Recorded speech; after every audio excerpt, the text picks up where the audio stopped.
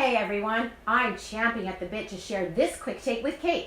That's right, champing. But that's not the only topic coming down the pike. That's right, it's pike.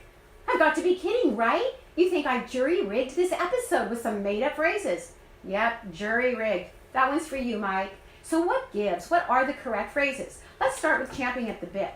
The word champ describes what horses do with their bits. They gnaw on the mouthpiece of their reins. They don't eat them. Horses chomp oats but champ their bits. To champ at the bit means to wait impatiently, like horses at a racetrack.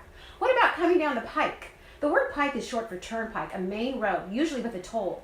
As main roads, turnpikes brought unexpected things, from visitors to freight. That's how down the pike came to mean in the course of events. So why do some people say pipe?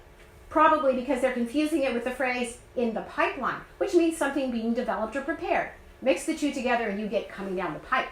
That brings us to jury-rigged.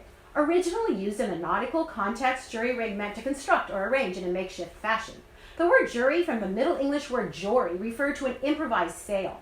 The word rig is a 15th century sailing term, with rigging referring to the mast, sails, lines, and chains of a boat. Today, jury-rigged means to throw things together from whatever is on hand. For example, jury-rigging a kid's outdoor theater from a closed garage door, folding chairs, and a projector. So why do some people say jerry-rigged? They're probably confusing it with the term jerry-built, which refers to something built poorly and cheaply.